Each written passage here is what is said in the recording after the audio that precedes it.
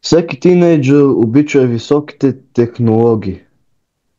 Той отделя огромна част от времето си за тях. Само с едно натискане на мишката можем да научим много неща. Можем да обиколим света и да видим как живеят хората там. Можем да стигнем до невероятни места. Младите хора обичат да купуват неща онлайн. Технологиите правят лесно общуването между нас. Трябва да внимаваме и да не прекаляваме с стоенето пред компютъра, за да не увредим очите си.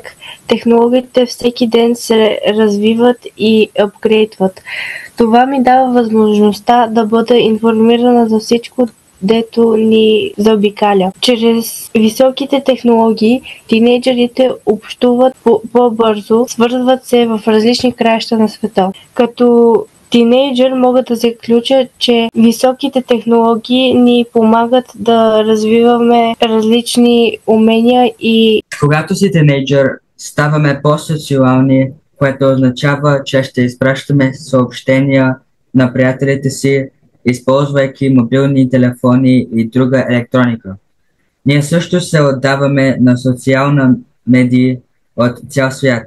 Можем да използваме това, за да се учим и забавляваме. Какво е да си тинейджър във времето на високите технологии?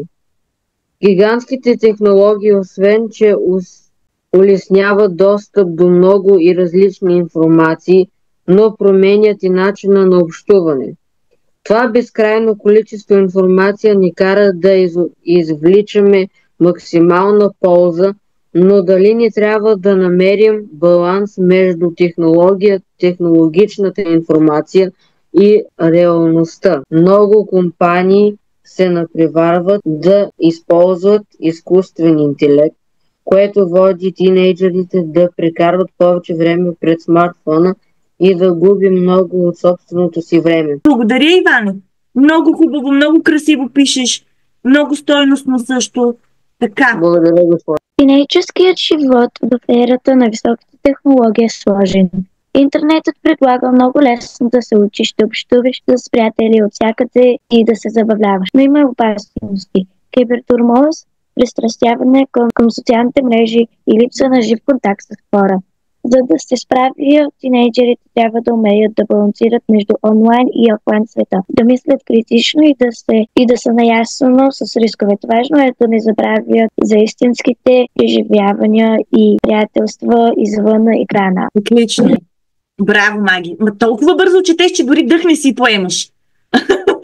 Браво, браво, Маги. Засегнала си всичко и най-вече ти така наблягаш да има баланс между офлайн и онлайн и аз съм за това. И аз така мисля. Браво. Според мен от единия страна технологиите са направили живота на всички много по-лесен, но от друга страна ни отдалечава от реалността и всеки забравя да живее тук и сега.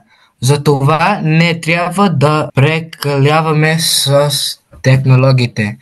Съвременните технологии ни помагат да общуваме с различни хора от далечни места и дори да учим онлайн. Напоследък изкуственият интелект ни помага да си правим домашната работа и по този начин ни оставя повече свободно време. Можем да заключим, че технологиите водят до прогрес във всяка една сфера на ежедневието. Даниел, много ти благодаря, много изчерпателно и съдържателно. Засягаш за онлайн обучението, което всъщност и ние провеждаме с вас. Според мен е добре да си тинейджър, докато имаш телефон и технологии, защото е много интересно и можеш да научиш много неща. Така. Представете ли си вашите родители на времето и бабите и дядовците, като са нямали телефон? Нали? Не можем и да си представим какво е било. Добре. Валари, искаш ли да прочетеш Много старателно си го написала. Ако не искаш, няма проблем. Искаш ли? Не. Добре.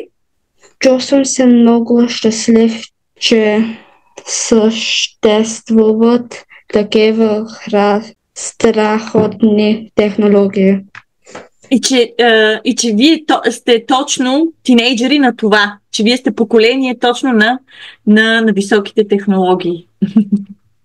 Добре, благодаря. Супер. Да бъдеш тинейджър през 2025 година е уникално.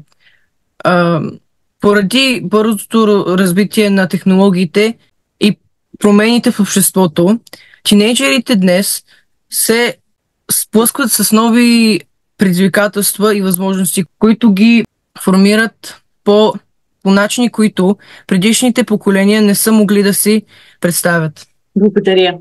Благодаря. Така, надявам се, че не съм пропуснала някой.